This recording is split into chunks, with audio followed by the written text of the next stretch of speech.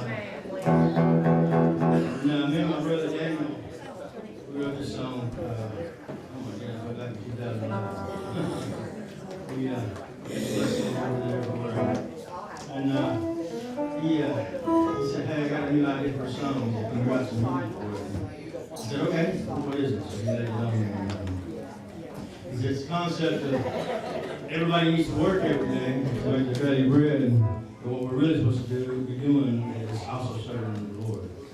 And so that's what the song is about. So we hope it blesses you. Amen? Amen.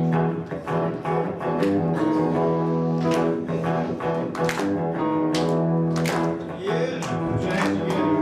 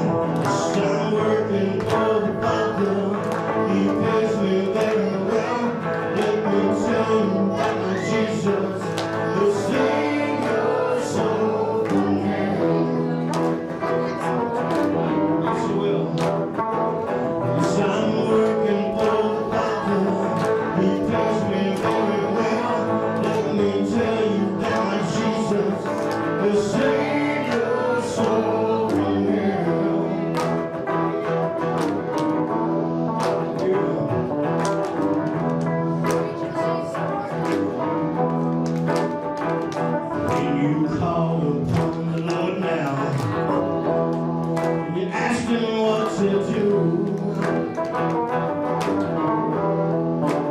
Well, when he gave you that direction, oh, but now did you follow through? When you stand before the Lord now, what will he say to you?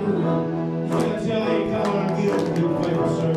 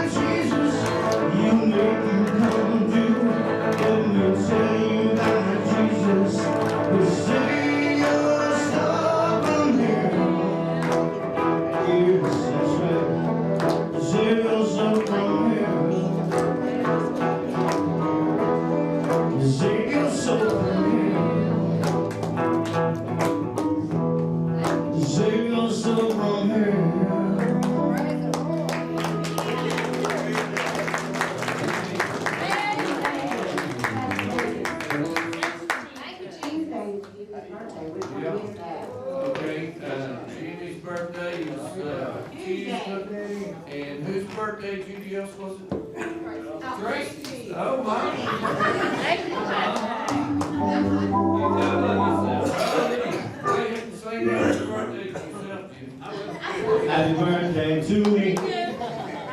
Happy birthday to you.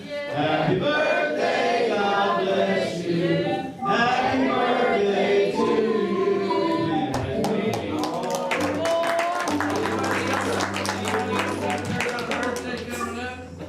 This week or before Christmas?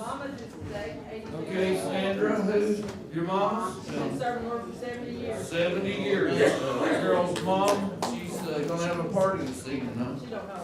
She don't know. Surprise party, amen. Rebecca's birthday's pretty soon, and Sandra, and Angel too. Okay, let's do it one more time. Can we do it one time, Chance? Okay, let's do it one more time. Happy birthday to you. Happy birthday to you. Happy birthday, God bless you. Happy birthday to you.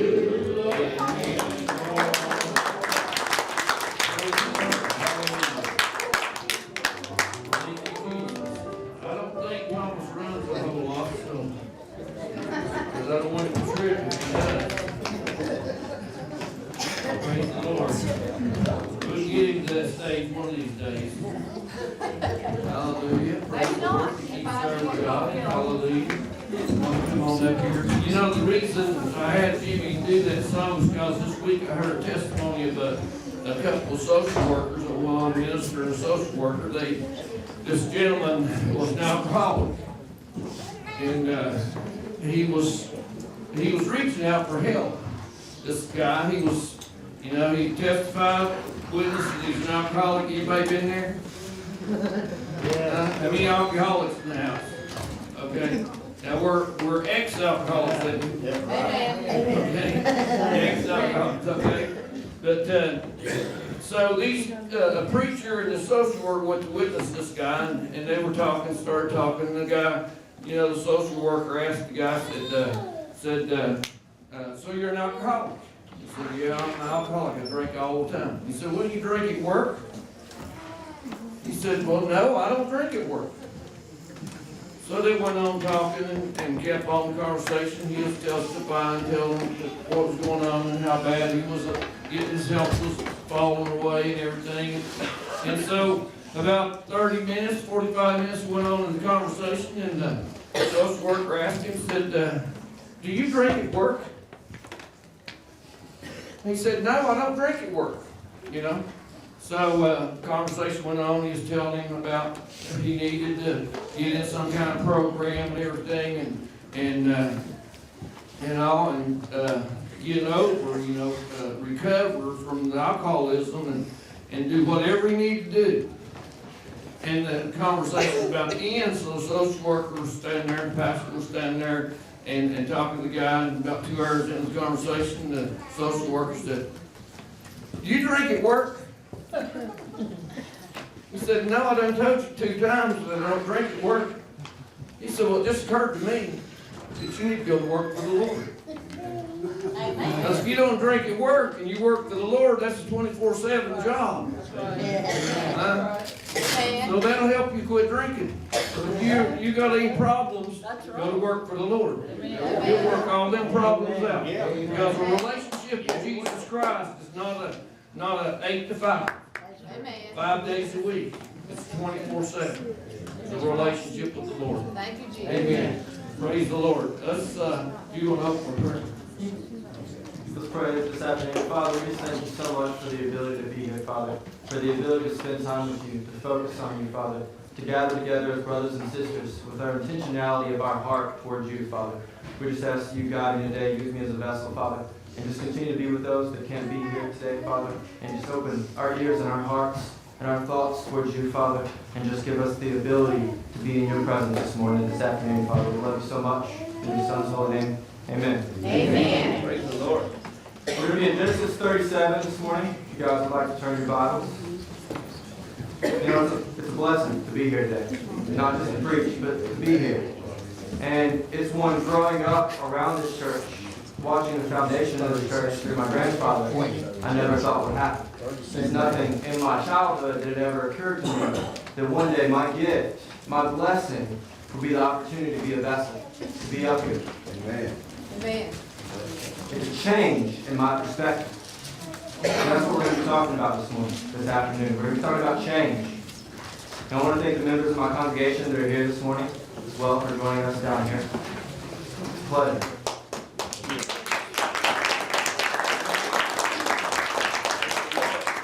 Change is a big part of our lives. There's not many things that are guaranteed. But change is one of them. Something we often struggle with. You know, God loves you the way you are, but He loves you too much to leave you the way you are. Everyone hears what you say, but they judge you. They learn from you based off your actions. Amen. What's our number one priority while we're here? To bring glory to God, right? Amen. The difference between those who succeed or fail at something is more often than not their ability to handle pressure. To handle pressure in life. What typically brings about pressure? It's change. It's something you're not used to. He talked about peace. What takes our peace? Change. So this morning we're going to look at the story of Joseph. Now bear with me, it is a little long. We're going to look at his life. Now before we get into spiritual change and the occurrences that happen, what's some other changes? Do we change physically as we age, right? We have accidents happen. We have wrecks, sports injuries. You can also have beneficial changes through God's healing, through Him using surgeons. What about emotional change?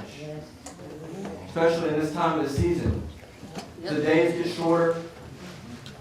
Winter comes about. You know, and what's so ironic about it is that this time coming up that we all struggle with, a lot of us struggle with, especially emotionally, is the birth of Jesus. You know, and the foundation of our relationship is perfected through suffering. It's true. Yet his birth was a blessing. So what do those emotional changes look like in your life? Whether they're chemical, dopamine and serotonin level imbalances, depression, joy, happiness, guilt, sorrow. How do we deal with those?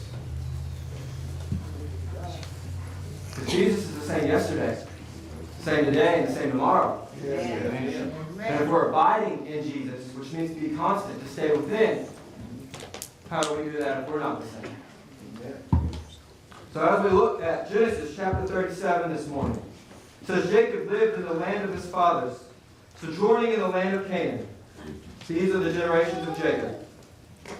Joseph, being 17 years old, was pasturing the flocks with his brothers. Now notice that's the season in his life.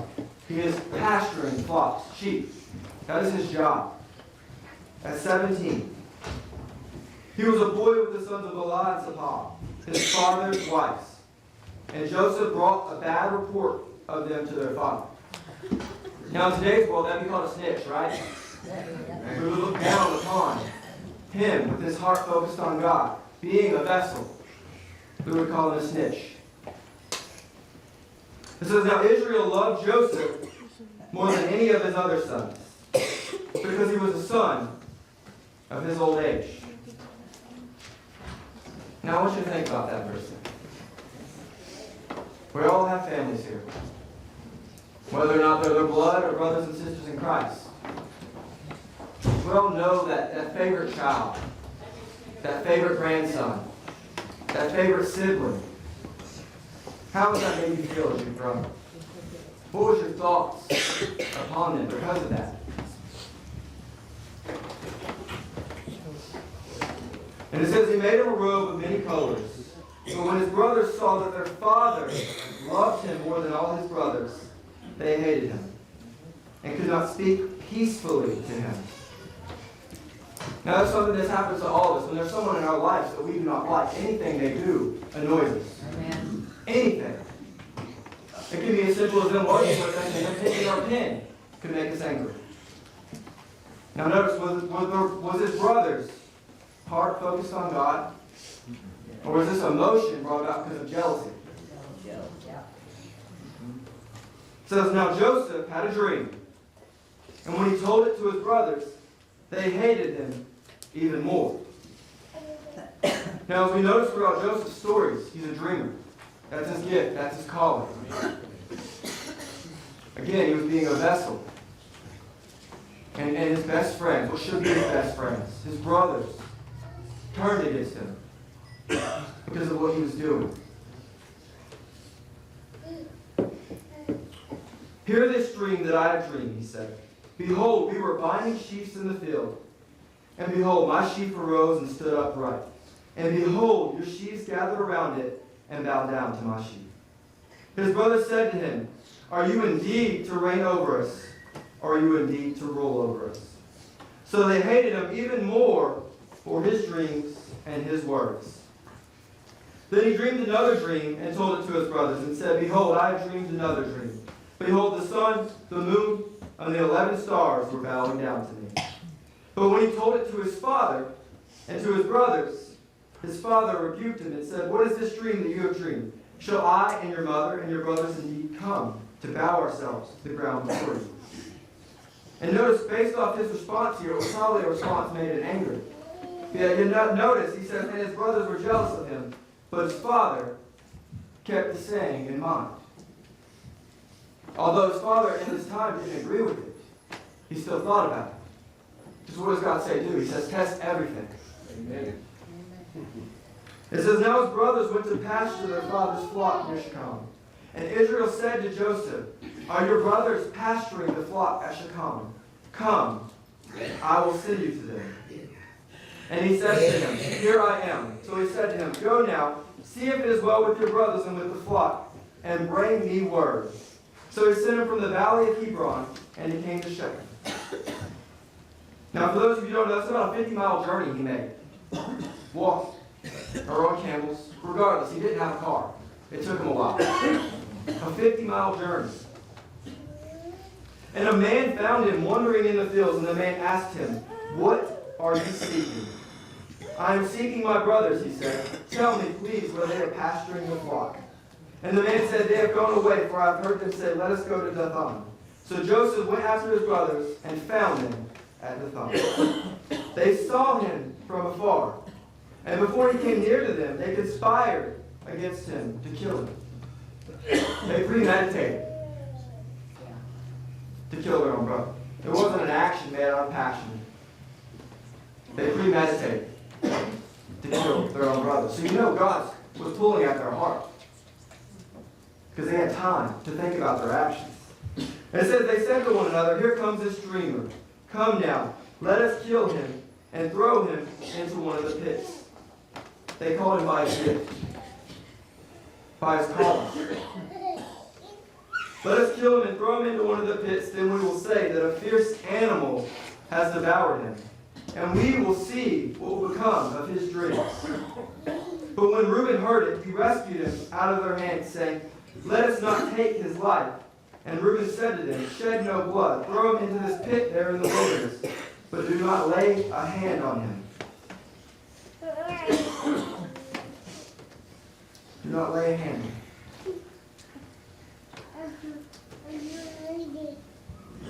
Now it's ironic that they have this time to premeditate this murder, yet they're jealous because he is their father's favorite. What do you think is going to happen when he dies? Someone else will become the favorite, right? Yeah. How does that fix their problem?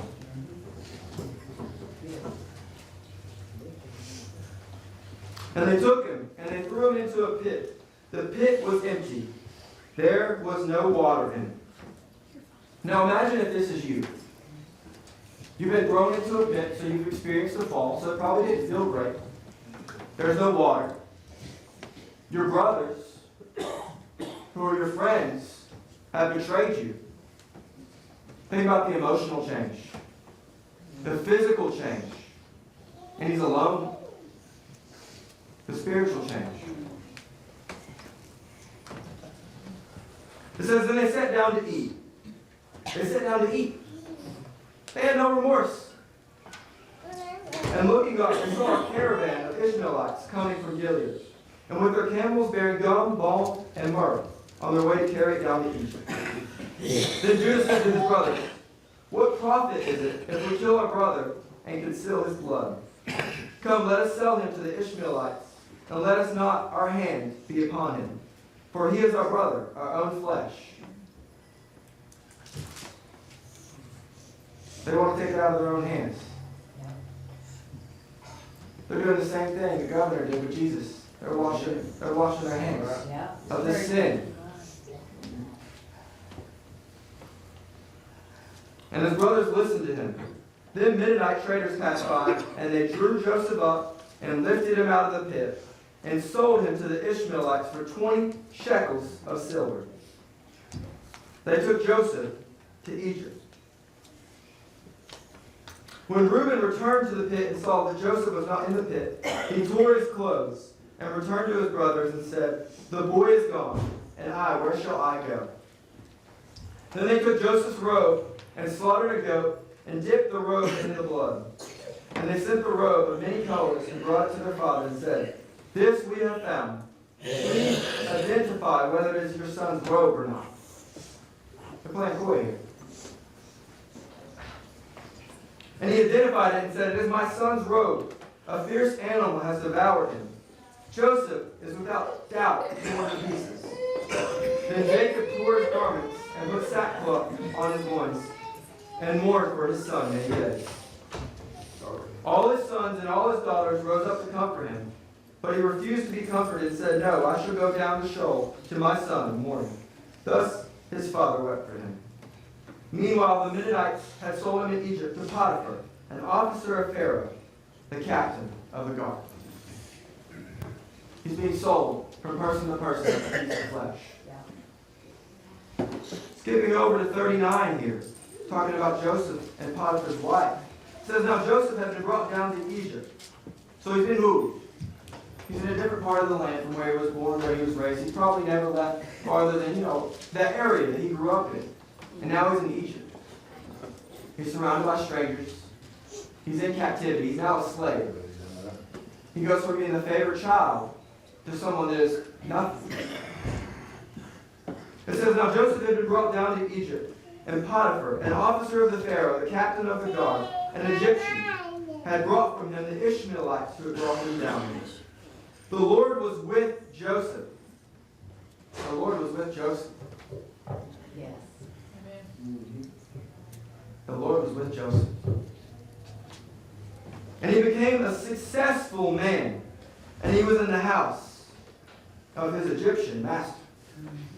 So notice he's arose again. He's on another mountain in his life. A new season. He's still a slave, but he's a very well taken care of slave. His master saw that the Lord was with him, and that the Lord caused all that he did to succeed in his hands. So Joseph found favor in his sight and attended him. Now notice the difference in his reaction, because he's using him. His brothers knew that he had found favor, yet they turned to jealousy.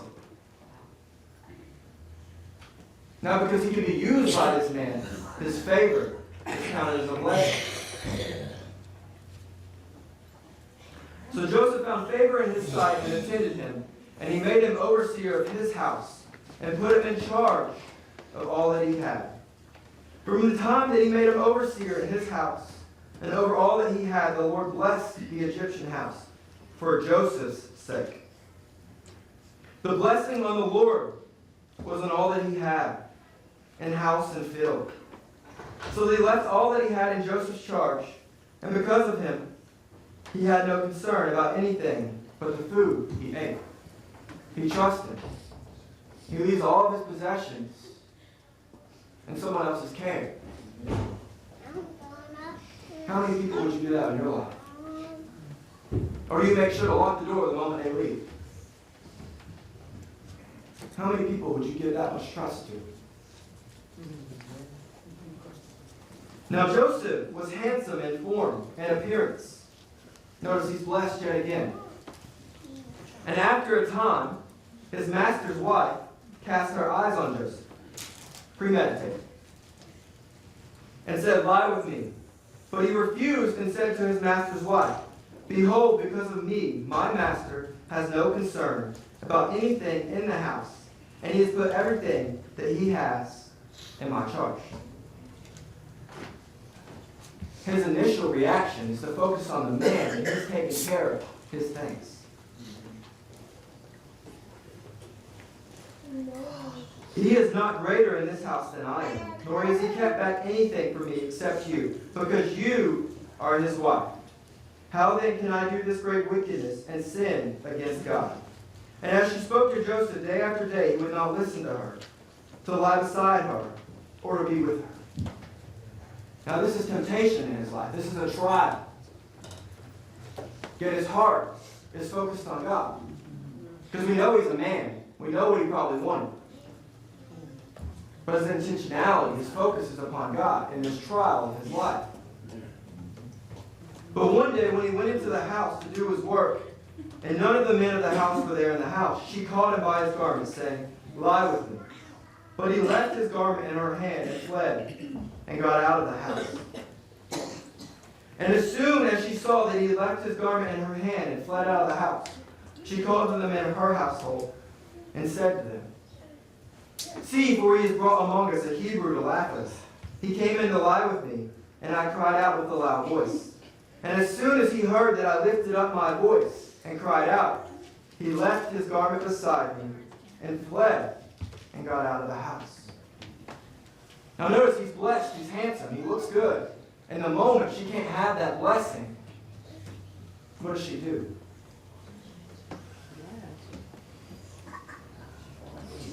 Then she laid up his garment by her until the master came home. And she told him the same story, saying, "The Hebrew servant whom you have brought among us came in to laugh at me. But as soon as I lifted up my voice and cried, he left his garment beside me and fled out of the house." Now notice, this is just the beginning. He was 17 when this started. Very early on in his life, and notice the mountains and valleys, the trials and temptations, the season in his life. Where's his intentionality? His focus? And as soon as his master heard the words that his wife spoke to him, "This is the way your servant treated me," his anger was kindled. And Joseph's master took him and put him into the prison, the place where the king's prisoners were confined. And he was there in prison. But the Lord was with Joseph. Prison. Do you think he wanted to be there? And not only was he in prison, he was innocent. Amen. His focus was on God. I've been there. Most of us have. But that season in my life and that season in your life is why you're here today. Amen. And God was with Joseph and showed him steadfast love. What is steadfast? Consistent. And gave him favor in the sight of the keeper of the prison. Notice he's blessed again. And the keeper of the prison put Joseph in charge of all the prisoners who were in the prison. Notice he's in charge again. He's called to be a leader. Whatever was done there, he was the one who did it. The keeper of the prison paid no attention to anything that was in Joseph's charge. Why? Because he trusted him. Because the Lord was with him. And whatever he did, the Lord made it succeed. Some time after this, the cupbearer of the king of Egypt and his baker committed an offense against their lord, the king of Egypt. And Pharaoh was angry with his two officers, the chief cupbearer and the chief baker, and he put them in custody in the house of the captain of the guard, in which the prison where Joseph was confined. The captain of the guard appointed Joseph to be with them, and he attended them, and they continued for some time in his custody. And one night they both dreamed. The cupbearer and the baker of the king of Egypt, who were confined in the prison, each his own dream, and each dream with his own interpretation. When Joseph came to them in the morning, he saw that they were troubled. Notice he paid attention. He cared about them. He noticed that something was wrong. And then he took the intentionality of asking them about it. He said, "Why are your faces downcast today?" They said to him, "We have had dreams, and there is no one to interpret." What is Joseph's calling again? If he hadn't been put in prison, would he have been there in that season to interpret their dreams?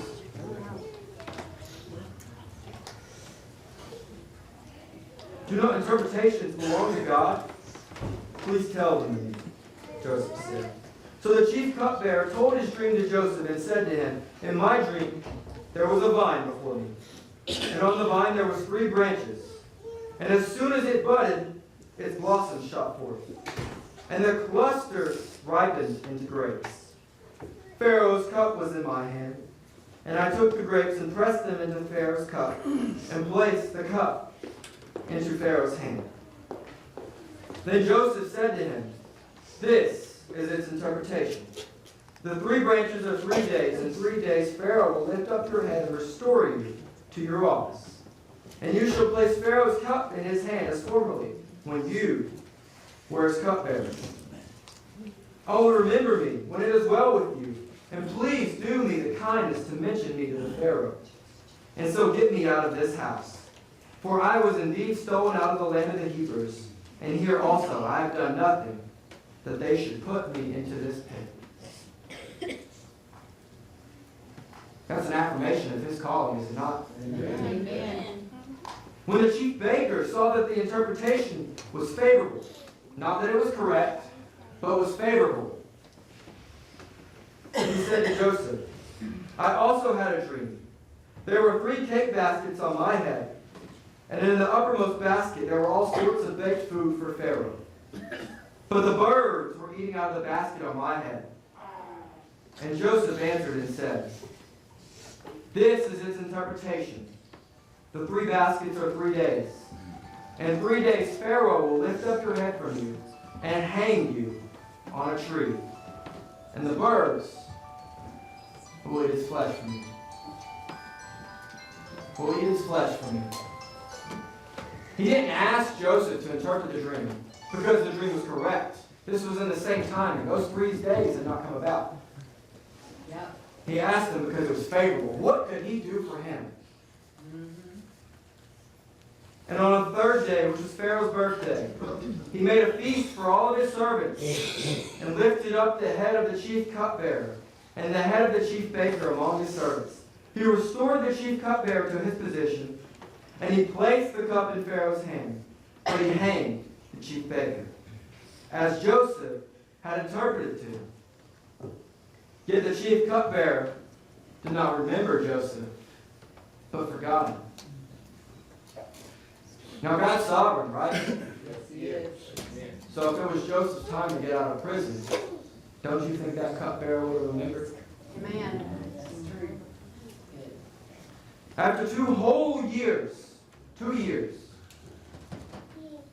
Pharaoh dreamed that he was standing by the Nile. And behold, there came up out of the Nile 7 cows, attractive and plump. And as we know biblically, it's a number of completion here. And it says they fed in the reed grass, and behold, 7 other cows, ugly and thin, came up out of the Nile after them, and stood by the other cows on the bank of the Nile. And the ugly thin cows ate up the 7 attractive, plump cows. And Pharaoh awoke. And he fell asleep and dreamed a second time.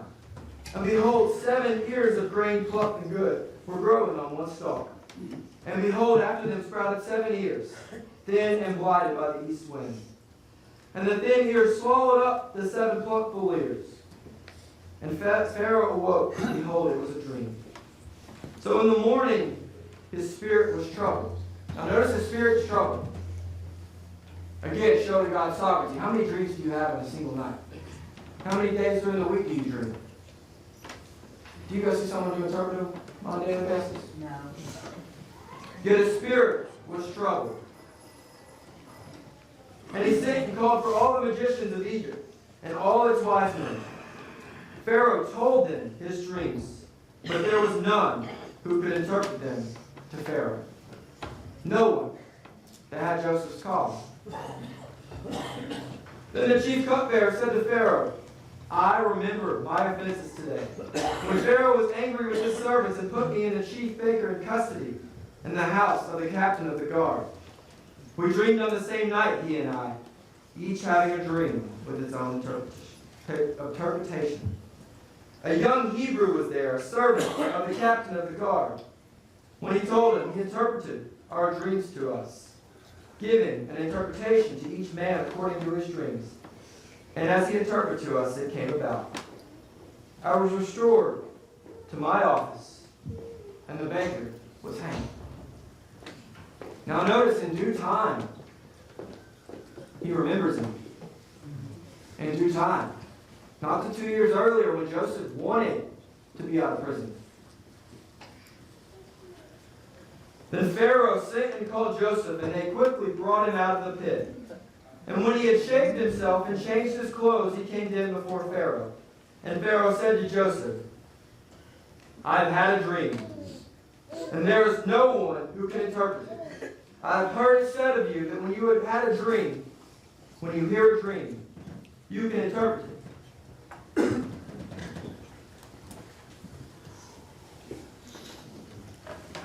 Joseph answered Pharaoh, it is not in me.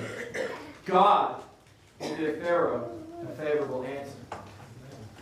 He remembers where his calling came from. That's right. Amen. Then Pharaoh said to Joseph, behold, in my dream I was standing on the banks of the Nile. 7 cows, plump and attractive, came up out of the Nile and fed in the reed grass. 7 other cows came up after them, poor and very ugly and thin, such as I had never seen in all the land of Egypt. And as the thin, ugly cows ate up the first 7 plump cows, but when they had eaten them, no one would have known they had eaten them, for they were still as ugly as at the beginning. Then I awoke.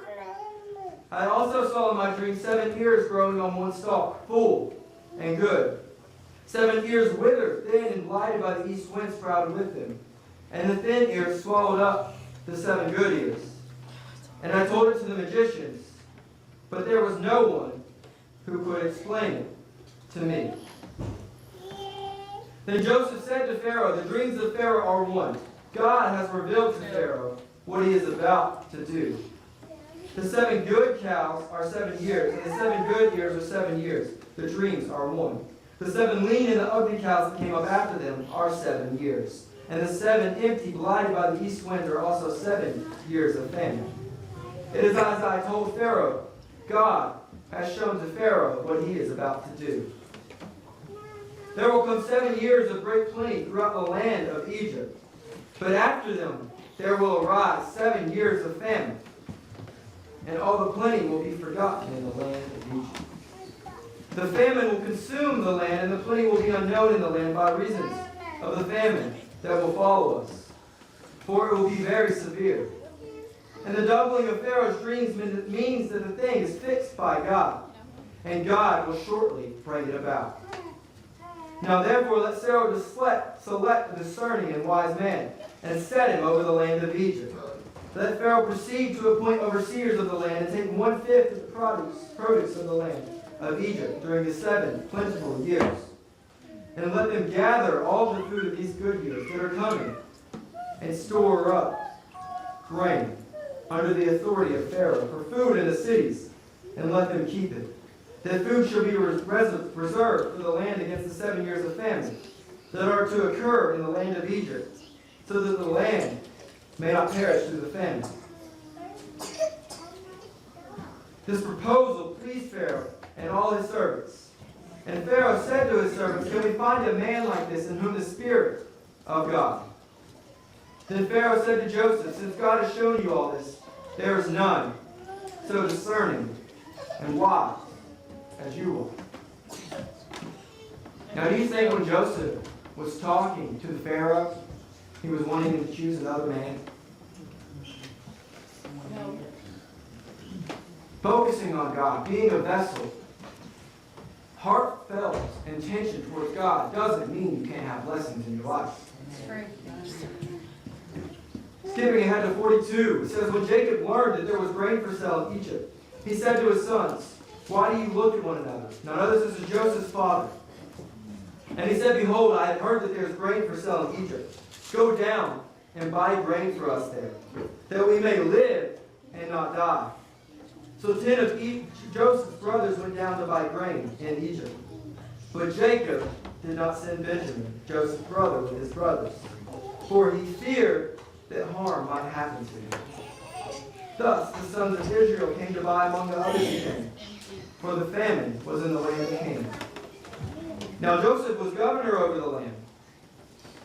Notice who's in power now. Was the one who sold to all the people of the land.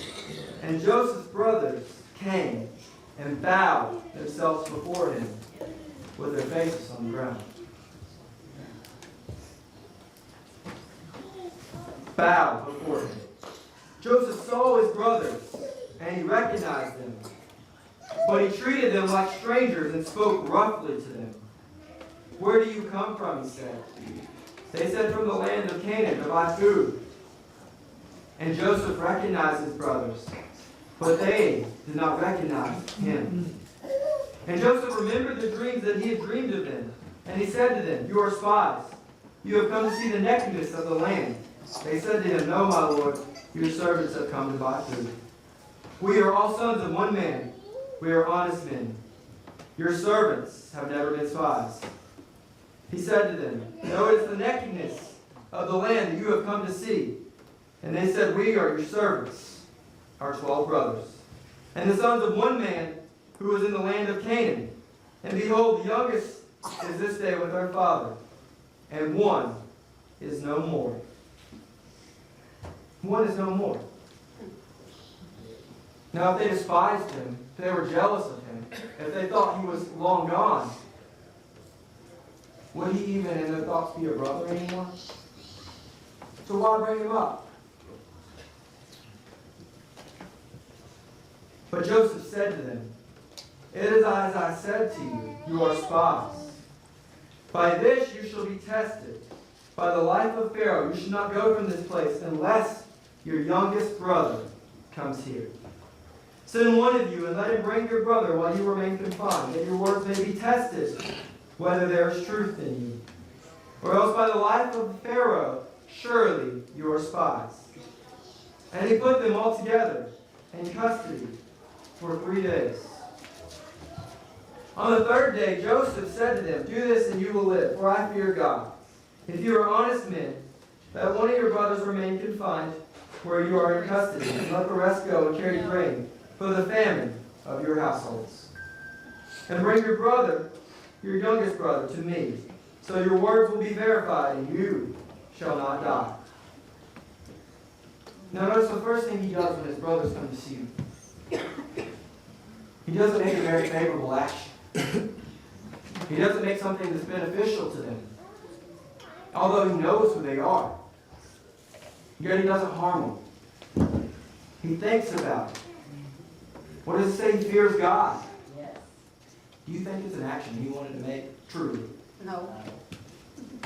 Yet he fears God.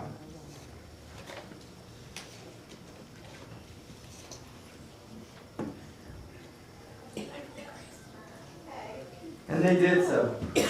Then they said to one another, in truth we are guilty concerning our brother, and that we saw the distress of his soul when he begged us, and we did not listen. That is why this distress has come upon us.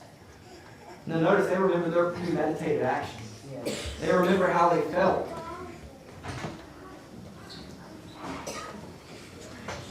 And Reuben answered them, did I not tell you to not sin against the boy? But you did not listen.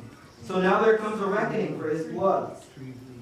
They did not know that Joseph understood them, for there was an interpreter between them. Then he turned away from them and wept.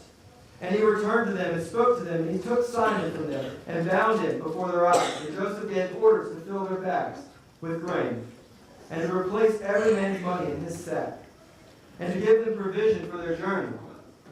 This was done for them. Then they loaded their donkeys with their grain and departed. And as one of them opened his sack to give donkey fodder at the lodging, he saw his money in the mouth of the sack. He said to his brothers, my money has been put back here. Here it is in the mouth of my sack. At this their hearts failed them, and they turned trembling to one another. What is this that God has done to them? Now this was a blessing, but they did not realize it. And it says, when they came to Jacob, their father, in the land of Canaan, they told him all that had happened to them, saying, the man, the Lord of the land, spoke roughly to us and took us to be spies of the land. But we said to him, we are honest men, we have never been spies. We are 12 brothers, sons of our father. One is no more, the youngest in this stay with our father in the land of Canaan. Then the man, the Lord of the land, said to us, but I shall know that you are honest men. Leave one another with me, and take grain for the famine of your households, and go your way. Bring your youngest brother to me. Then I shall know that you are not spies, but honest men. I shall deliver your brother to you, and you shall trade in the land. As they emptied their sacks, behold, every man's bundle of money was in his sack. And when they and their father saw their bundles of money, they were afraid. And Jacob, their father, said to them, you have bereaved me of my children. Joseph is no more, and Simon is no more. Now you shall take Benjamin. All this has come against me. Then Reuben said to his father, kill my 2 sons if I do not bring them back to you.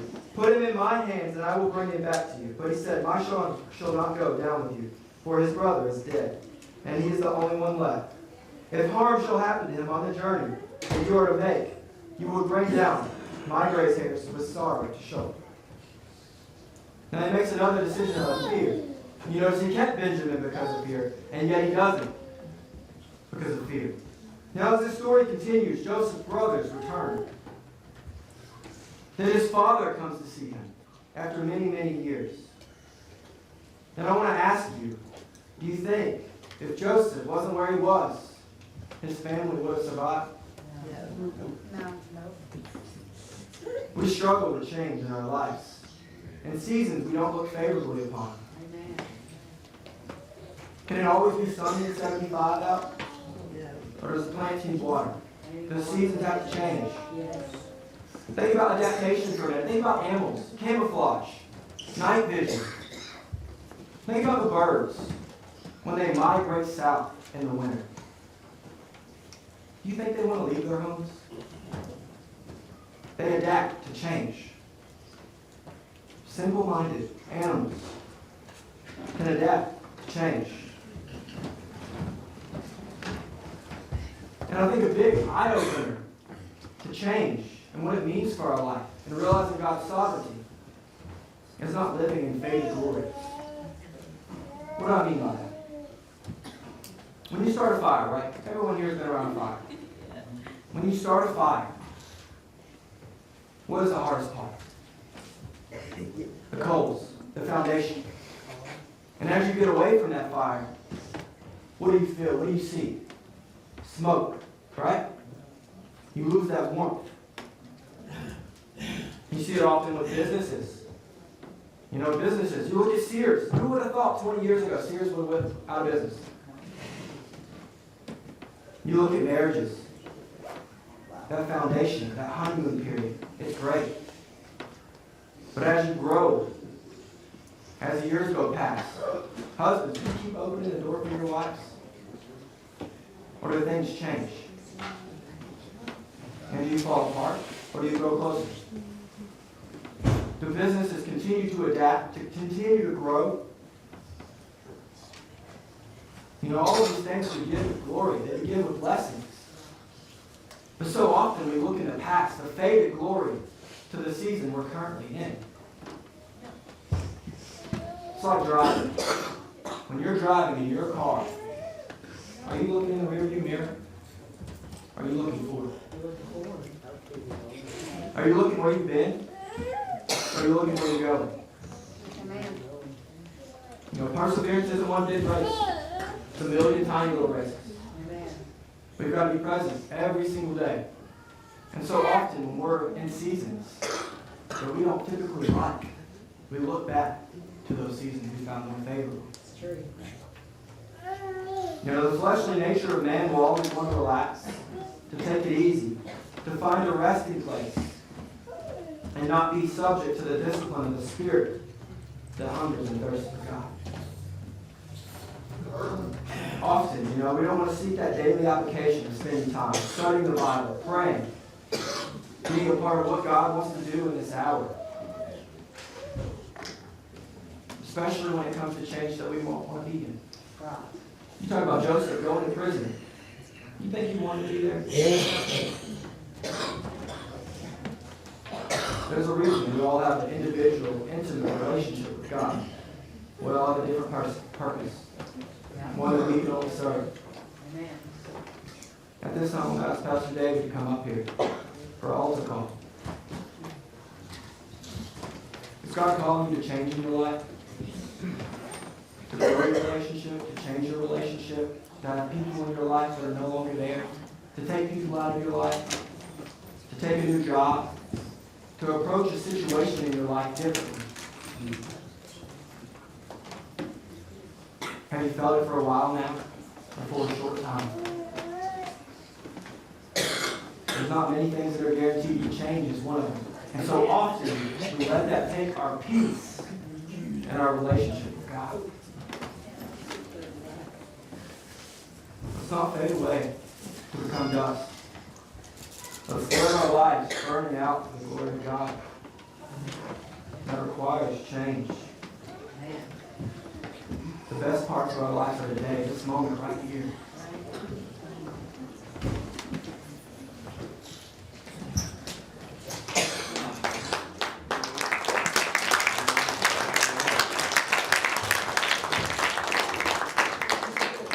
Perfect people don't go to heaven.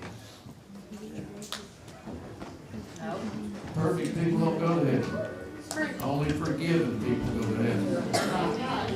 Only forgiven people go to heaven. You know, did Joseph's brothers find forgiveness in their life?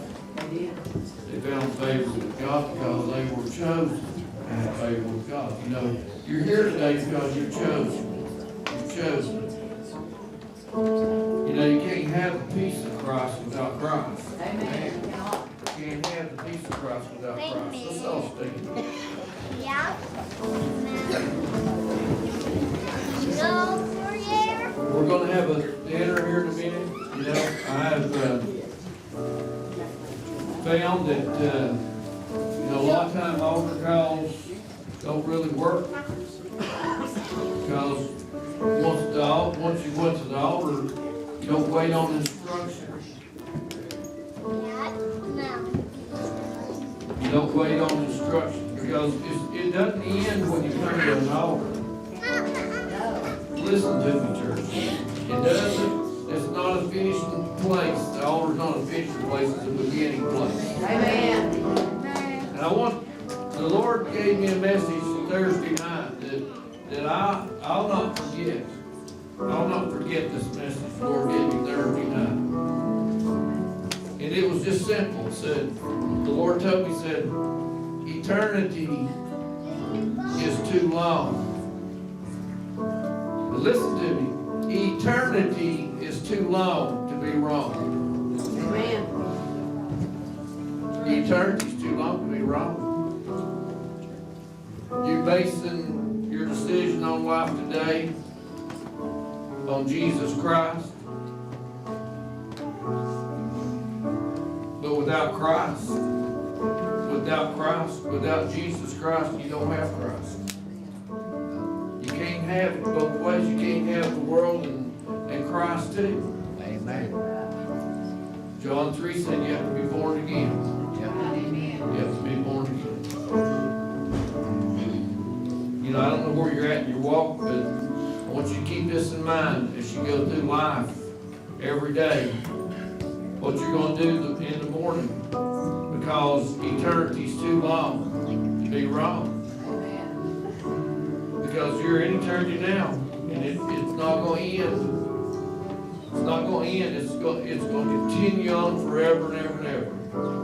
And the only way you're going to be in a place of exalted, like Joseph was, he was a suffering servant role. He went through the same things in a period of time that Jesus went through in a short time. Because he fulfilled the suffering servant role 2,000 years ago, the role that Jesus, the movie Joseph portrayed the actual Jesus of being 2,000 years ago. He's coming back as King of Kings and Lord of Lords. Amen. Praise I God. want to do this because, you know, I've been hung up on D.L. Moody for a while, you know, studying him. D.L. Moody had a revival in Chicago in 1871, October 8, 1871. The biggest to that time revival meeting happened in Chicago, October the 8th, 1781.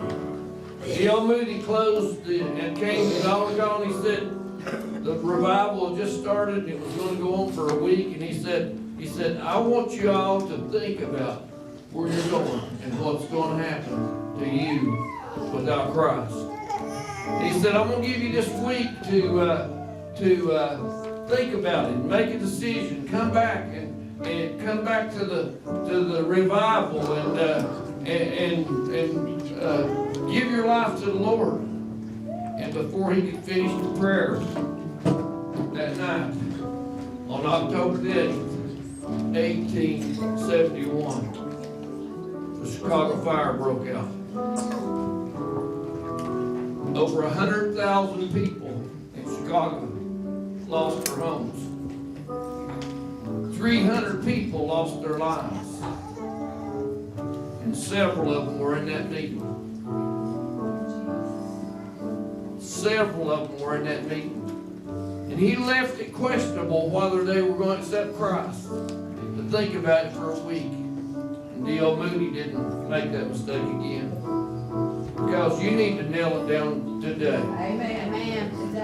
Today, you need to nail it down because eternity's too long to be wrong. I don't know where you're at. With every head bowed, no one looking around. I'm just going to agree with you. Every head bowed, no one looking around.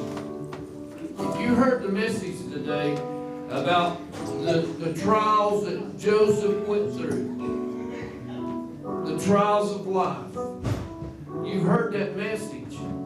But I'm telling you what, Jesus Christ is the only way to the palace, to eternity. If today you hear the message and you want prayer, Thomas and I are going to pray for you. I'm not going to call you out. But I do want you to nail this thing down today. If you just slip your hand up and say, Pastor, I want prayer today. Seize that hand. Hold your hands up. Count them with me, Thomas. 1, 2, 3, 4, 5, 6, 7, 8, 9 on this side. 10, 12 over 13. Hold them up. 14, 15, 16, 17, 18, 19, 20. Okay, you put them down. Okay, you've had a moment to think about it. You've had a moment to think about it. And you should have raised your hand. You're standing here right now and you should have raised your hand because Thomas and I are going to bring you before the Lord. Right now, as this service ends, and as we go into the next week, we're going to pray for you all weekend, Thomas. 20 people raised their hand. But you should have been the one that raised your hand, too. You know that. And I'm going to give you an opportunity right now to raise your hand. If you didn't raise your hand, you know you should have. 22, 23, 24. Any more? 25. Okay, 26. Okay, everybody lower your hands. Everybody look up this way. I want you to pray this prayer with Thomas and I. Dear Lord Jesus, help me to know you in the power of your resurrection. Eternity is too long for me to get this wrong. Guide my path. Lead me through life. Help me to walk this thing out. As you show me how. Forgive me a sin. Because only the forgiven are going to heaven. Be in me a testimony to a lost and dying world. Give me fruit for my labor. And I'll give you the glory for it. In Jesus' name. Amen. Thomas, pray over the people. Father, we just thank you for the ability to be here today, Father, to gather, to spend time with each other as brothers and sisters, Father, to spend time nourishing our bodies. We ask that you bless the food and nourish us, and replenish us, Father. And just give us the strength to cast aside our anxieties, Father, and just to be vessels and to spend time focused on bringing glory to you, Father. In your Son's holy name, amen. Amen. All right, now have patience. I want our guests to go first into the line, go down and eat. But be patient and help one another. Children, if you parents, if you got children, help your children get their plates and everything. We're here to serve you. Listen to me.